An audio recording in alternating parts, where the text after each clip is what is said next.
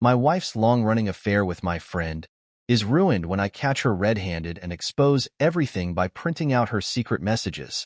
Our lives seemed to fit together perfectly like the pieces of a puzzle. Emily and I had been together for over a decade, and from the outside, we had everything one could desire. A comfortable home, successful careers, and a family that appeared to be the epitome of harmony. Our social media profiles were filled with happy pictures, vacations, celebrations, and those everyday moments that people like to think represented true happiness. But behind those carefully curated images, a different story was unfolding. It was a seemingly offhand comment from a colleague at work that first made me pause. During a casual conversation, they mentioned how enviable our relationship seemed and how perfect our life looked from the outside. At the time, I chuckled and agreed, brushing it off as an idle remark. But a gnawing feeling began to settle in my chest, a faint sense that perhaps all was not as it seemed. This comment, which I initially thought nothing of, became the catalyst for an unraveling that would challenge everything I believed about trust and friendship. Our lives, as perceived by others, were a masterclass in perfection. Friends admired our seemingly effortless success and stability. We were often the go-to couple for relationship advice and family gatherings. Our home was meticulously maintained, reflecting an ideal of warmth and togetherness that we projected with pride. Yet, as I started scrutinizing this facade, a different reality began to emerge. Emily and I had settled into a monotonous routine. Our interactions were polite, but lacked the spark they once had. I noticed that conversations that used to be engaging had become mundane and routine. Dinners that should have been moments of connection were now filled with awkward silences. The facade of a happy marriage was beginning to crack, and while I could still see the outward appearance of success and harmony, I could no longer ignore the growing discomfort within. The more I tried to convince myself that everything was fine, the more evident it became that our life was perhaps nothing more than a carefully crafted illusion. The first real sign that something was off came when Emily's phone became a constant presence. She would be absorbed in it, her face lit by the screen, and as soon as I walked into the room, she'd quickly tuck it away. Initially, I chalked it up to work-related matters or a new hobby, but the secrecy surrounding her phone grew increasingly concerning. Additionally, Emily's behavior towards me and others started to shift. She began canceling plans, arriving home late, and was often vague about her whereabouts.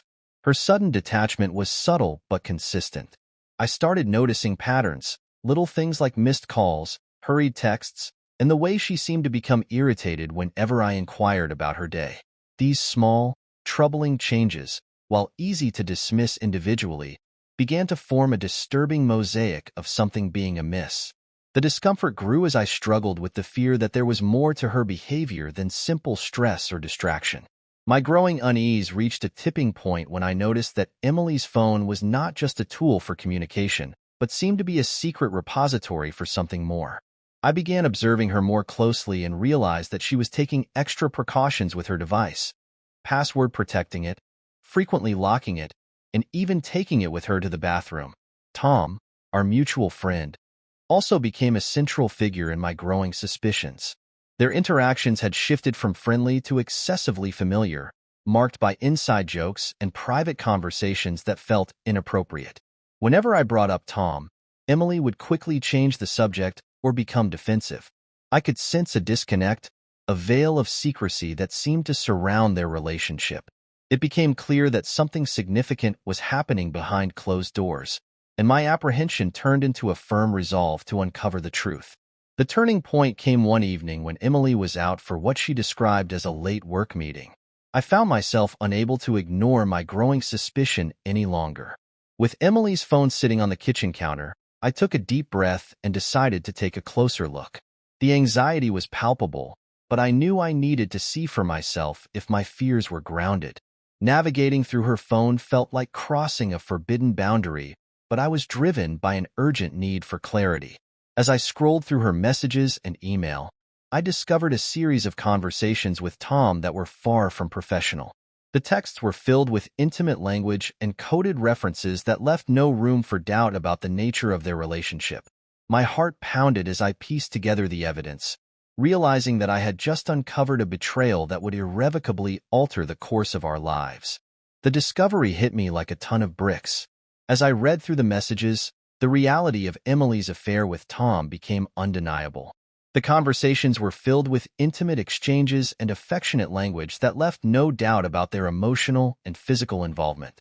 Each message I uncovered added weight to the betrayal, revealing a level of deceit that was both shocking and deeply painful.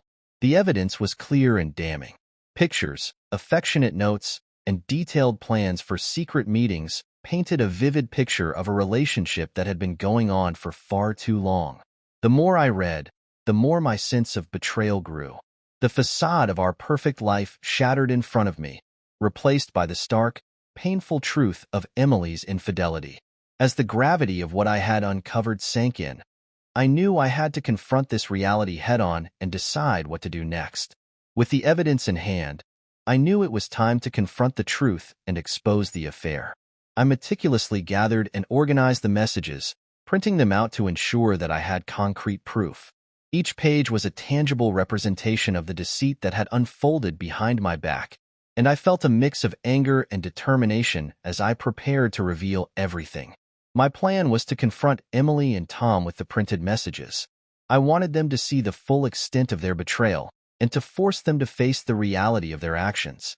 I arranged a meeting in a neutral space where I could present the evidence calmly but firmly. As I prepared for this confrontation, I felt a profound sense of resolve. The truth needed to be laid bare, not just for my own closure, but to hold them accountable for their actions and to take the first step towards reclaiming my life.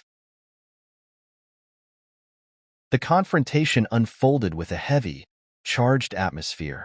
I invited Emily and Tom to a quiet cafe, a place where we could talk away from the familiarity of our home. When they arrived, I was struck by their seemingly casual demeanor, which only heightened the tension I felt. I had brought the printed messages with me, carefully organized and stacked in a folder. I began by calmly laying out the evidence. As I handed over the pages, Emily's face went pale, her composure cracking as she scanned the contents. Tom, on the other hand, seemed initially shocked but quickly shifted to defensive. The emotional exchange that followed was intense and raw. Emily tried to explain, offering excuses and half-truths, while Tom attempted to downplay his involvement.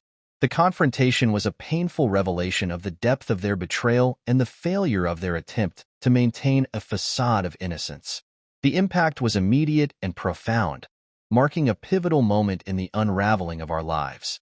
The aftermath of the confrontation was tumultuous and emotionally charged. The revelation of the affair created a rift that was impossible to ignore. Emily and I had always been a team, but now our relationship was fractured, and the trust we had built over years lay in ruins. Our family dynamics shifted dramatically as the children sensed the tension and confusion that now pervaded our home. The immediate impact was chaos. Emotional outbursts, angry arguments, and deep sadness filled our conversations. Emily's attempts to justify her actions and Tom's explanations did little to mend the damage. Friends and family, once oblivious to the turmoil, were now drawn into the situation, offering advice, support, and, in some cases, judgment. The affair's consequences rippled through every aspect of our lives, leaving a trail of hurt and uncertainty as we grappled with the fallout of the betrayal. In the days following the exposure, I found myself lost in a sea of conflicting emotions. The betrayal had cut deeply, leaving me grappling with anger, sadness, and a profound sense of loss. Trust, once a cornerstone of my relationship with Emily, was shattered, and I struggled to reconcile the person I thought I knew with the reality of her actions. As I processed the fallout, I found myself reflecting on the nature of our relationship and the choices that led us to this point. I questioned my own role in the deterioration of our marriage and contemplated the future. The pain was raw and intense, but it also prompted a period of introspection and reevaluation. I began to consider what was truly important to me and what steps I needed to take to move forward, whether that meant seeking reconciliation, ending the relationship, or finding a new path altogether. The journey ahead was uncertain, but it was clear that understanding and addressing my own feelings was crucial for navigating the aftermath of such a profound betrayal. The immediate aftermath of the exposure left me reeling. Each day presented new challenges as I attempted to navigate a changed reality.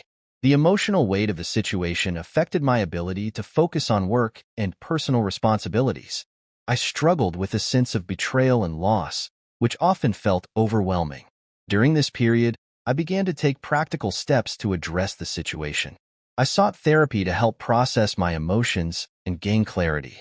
Conversations with Emily became increasingly strained as we both tried to make sense of the situation and its implications.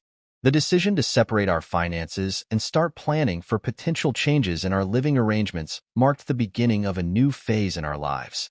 The immediate aftermath was a time of adjustment and reflection, where the full impact of the betrayal began to take shape, influencing every aspect of my daily existence. As the immediate shock of the affair began to fade, I focused on finding a path forward. The process of resolving the situation involved difficult decisions and practical steps. Emily and I had extensive discussions about our future, exploring options ranging from counseling to separation. We both understood that rebuilding trust, if possible, would require time, effort, and honesty. I took deliberate steps to move forward, including setting boundaries and establishing a new routine. This involved redefining my personal goals and seeking support from friends and family. Although the journey was fraught with challenges, I began to see a path towards healing and personal growth. The process of moving forward also involved making peace with the changes in my life and focusing on what was best for my own well-being and future. It was a period of transformation where I aimed to rebuild a sense of stability and reclaim my life.